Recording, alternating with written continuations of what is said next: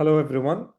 This is Ahmed Alwaidh, and today we're going to talk about updates in reciprocating files. For me, before I used to use only rotary files. I'll be honest with you, and all of us, because there was no reciprocating files. We are talking about 2009, 2010. The main issues we had with rotary files, just like we can imagine them, they're just like the drill we use to make a hole in the wall. At some point when we drill, the drill stops, it doesn't proceed, then we need to take out to empty the debris. This is what happened. But the problem with the files, they are made of nitide and they are small files. So when there is load or the stress, the file breaks, and then we have separated files. And this is the nightmare of every dentist, getting file separated. So why file gets separated? Because either of cyclic fatigue or torsional stress. This is the cyclic fatigue, and this is the torsional stress. And either of these will lead to file separation. So for this reason, for rotary files, they didn't come in one file. They came in progressive files or progressive enlargement, because we cannot apply or subject the file to a big load or big stress. Otherwise, the file gets separated. And one of the most famous, if not the most famous file system, is a ProTaper, which they used shaping files and then finishing files progressive. It was crown down technique, so preparing, shaping the crown first, coronal part first, then the middle third, then the apical third, then finishing.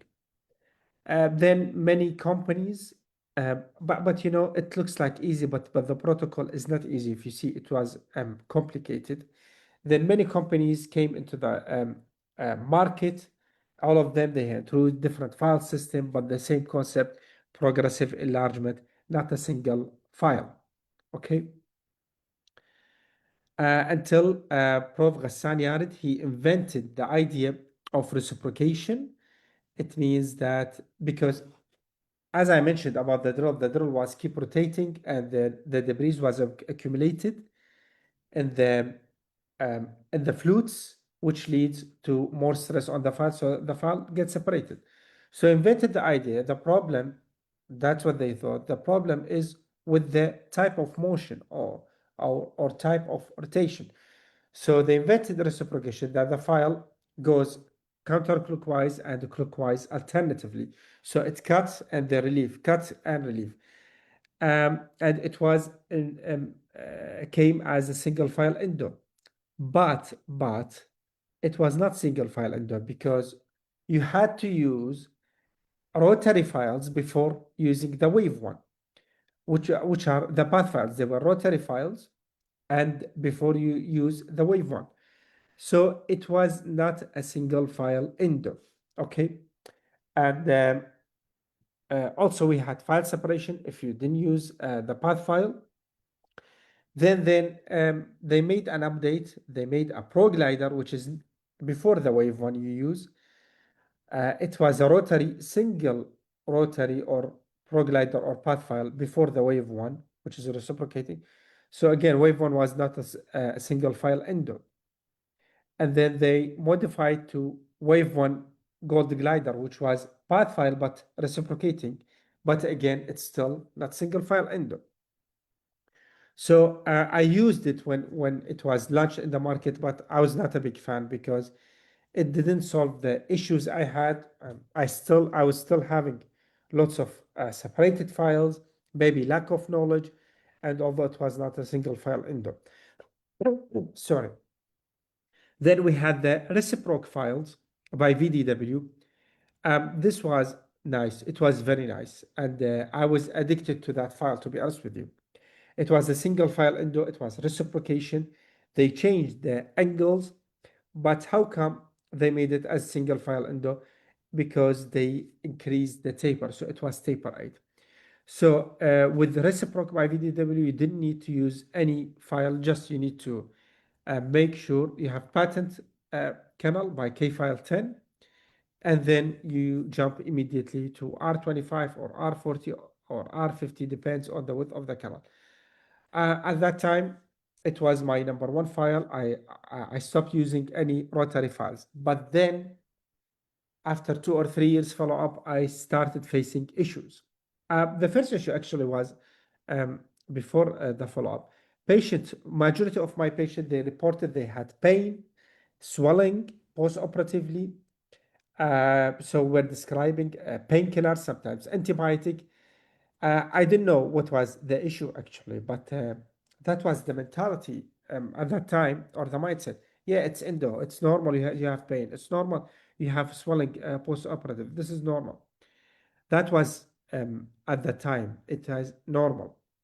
And then after 2 or 3 years of follow-ups, I started receiving patients with failed root canal. The root canal I did, which was everything was perfect.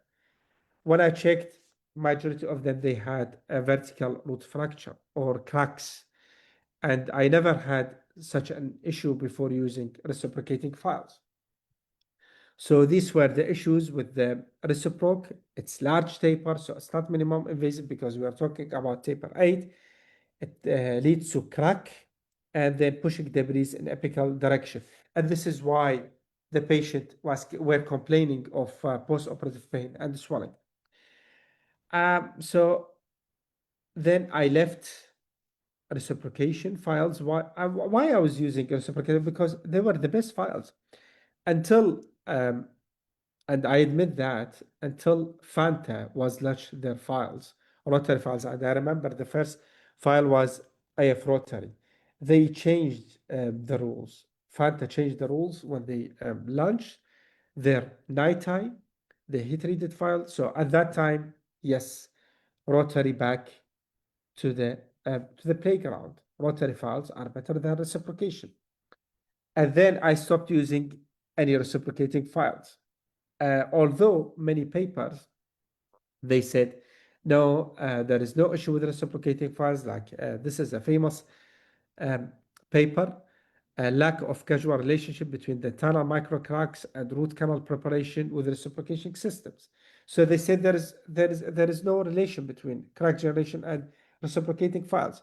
But I was not convinced because no, I'm using rotary, it's safer, everything is fine. Then FANTA introduced new reciprocating files. At the beginning, it was R3. I refused to use them because of the issues I had. Then I thought, no, let's make my research and let's see what's the problem. Was it with the reciprocation movement itself or other factors? It turned out that rotary files also can make cracks, not only reciprocating files. And this is paper, okay? They figure out this paper. They notice no, also rotary files can cause micro cracks. Okay, this is also another paper. Look at ProTaper, 16% of the cases they cause cracks or micro cracks. Also, another factor is preparation technique. How many files you are using? This is the thing. Number of files, because it turned out also when you use rotary file, single file system, also you may have increased chance of crack generation. Okay, so number of files also can lead to I mean the less number of files can lead to crack generation. And also another factor can lead to crack generation. Like this is another one. This is another paper. Wave 1 itself, if you use it without path file, you will have increased number of crack generation. So the problem here was not with the rotation, I mean type of movement, but other factors. Another factor is the design of the file, because the design of the file can also lead to crack generation. If you're using large taper, large sizes with the small canals, you have increased number or increased chance of crack generation, like this paper. And also this paper, this paper, if they are heat treated, the nighttime also can lead to heat treated files can lead to less number of crack generation or less chance. Torque also, if you increase the torque of any file, whether it's rotary or reciprocation, can lead to a higher chance of crack generation. So yeah, this is the treatment of alloy I mentioned. Okay. The pro taper next, so we have two pro taper. We have pro taper next, tape adaptive, the less crack generation than pro taper universal. Why? Because they are heat treated.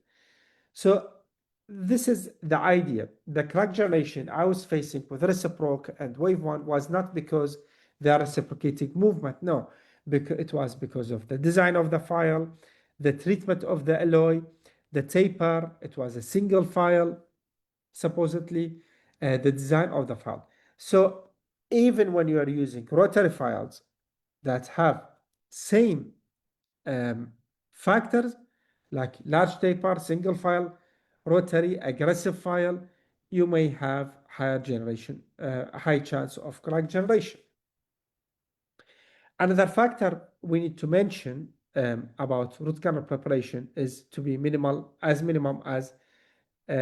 possible, minimal invasive dentistry. So we need minimal invasive root canal preparation. Most importantly, pericoronal dentine, PCD, which is the 4 millimeter above the orifice level and 4 millimeter below orifice level. So pericervical dentine by Clark Academy. So you need to preserve it which is minimal invasive. And then FANTA, they introduce a new reciprocating files, which are very, very nice. They're very unique, honestly. So again, they removed all the factors that may lead to complications like cracks or aggressive preparation. So the file system consists of 3 files only. The cross section is S-shape, which is one of the best cross section ever. Why? Because it has 2 active cutting points and you have larger room for debris accumulation. The movement of the file system is reciprocating. It consists of 3 files. First one is RR. This one is for coronal pre-flaring, but it is rotary. This is very important. The size is 19, taper 5, variable taperness. But most importantly, which is the nice feature of this file system, is the maximum diameter, which is at the coronal part of the file, which is 1.1. It is one of the most, if not most, minimal invasive file. So the maximum diameter you have at the coronal third, it is 1.1 millimeter. Then we have R1. R1, it is reciprocating 150 counterclockwise, 30 degree clockwise. It's size 17, taper 4, also variable taperness, and the maximum diameter is 0.8 millimeter. This is wow.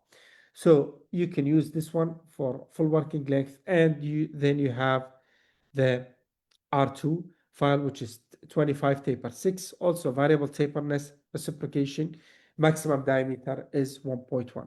So it's not a single file endo, it's heat treated. The torque is very minimum, I think 2.5 or 2. It's the design S-shape and the minimal invasive design and also variable taperness. It's made of a combination between Ottenzig and Martenside phase. The 2-file system, it is very minimal invasive. It has high cutting efficiency, high flexibility, less torsional resistance, safe instrumentation, and very simple to use. So now you can use, at this time, you can use either rotary or the reciprocation. With these parameters, you can use any file system you like. It's your personal preferences. So, like for example, this upper 5 came to me with symptomatic irreversible pulpitis. So if you see it's minimal, it's narrow canals. So I use the RR first as coronal pre-flaring. And if you see while it goes, it's minimal invasive. It's not taking that much from the tooth.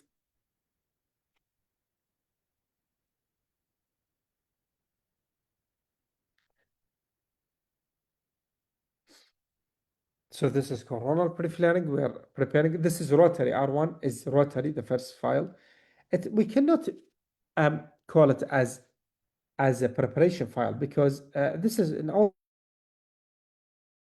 system. You need to make coronal pre-flaring. We're not in the phase of canal preparation. This is coronal pre-flaring. Now we will start with canal preparation. So this is why it's two-file system and both of them are reciprocating. So after scouting of the canal, taking the working length, then I'm going to use R1, which is 17 taper 4, variable taperness. It goes smoothly, a reciprocating movement to full working length. And if you can see, it goes very smoothly and minimal invasive. Okay. This is the palatal canal. Then we're going to use the R2, which is 25 taper 6 variable taperness. See, this is 25 taper 6 reciprocating and also a minimal invasive. And if you can see how the debris are going in coronal direction, not in apical direction. And we finish. It take you just a few minutes to complete preparation. And this is the final. And we prepare to 25 taper 6. And look how minimal invasive we have preserved the pericoronal dentine. Another case, we have lower 5 and lower 4. This is the initial X-ray diagnostic. We had lower 4, it was necrotic, and lower 5 was symptomatic apical periodontitis. So this is lower 4, this is lower 5. We need to do retreatment, isolation, and now we're going to start with lower 4 as a primary root canal with R1 mini. So you see necrotic pulp. The coronal pulp was necrotic. Now if you go again,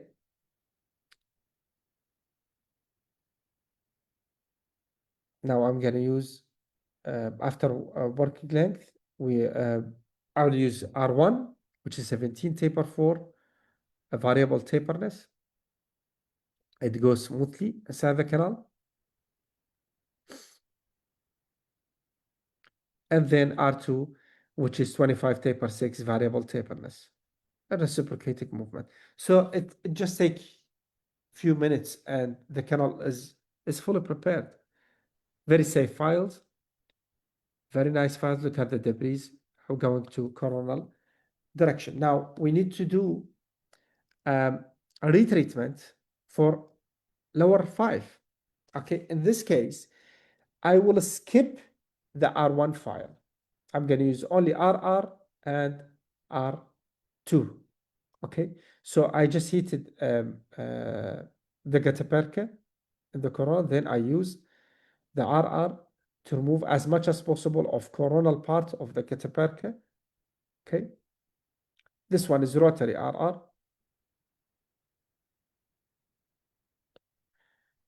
Then I go for R2, a reciprocating movement. And if you can see, I didn't use any solvent here. Okay, reciprocating, and also it goes smoothly inside the canal. Okay, and you have better debris removal, better 𝗥𝗲𝗀𝗀𝗀𝗀 removal. Why? Because of the S shape, and also because of the variable taperness, and most importantly, the minimum diameter of the file, which is 1.1, which enable the debris. We have room for the debris to go in coronal direction. This is lower 4, ready for obturation, being obturated, lower 5, ready for obturation, and then obturated. And this is the final situation. Another case I have, it's a very nice case. It's an old woman. She was in her 60s, as far as I remember. She had a crown, and then she had symptomatic irreversible pulpitis. If you can see, the canals are very narrow, calcified. So we needed to go through the crown. I made the access through the crown.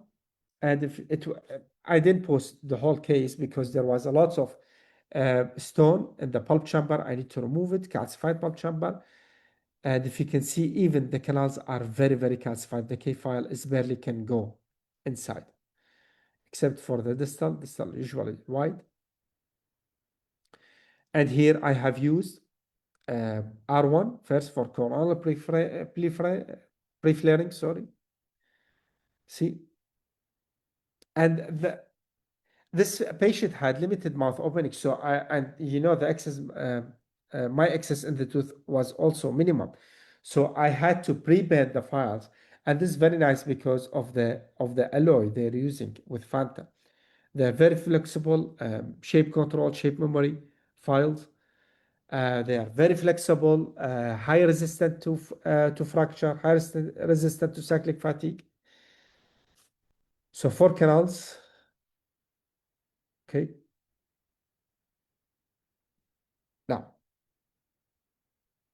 Now I'm going to use this glide path.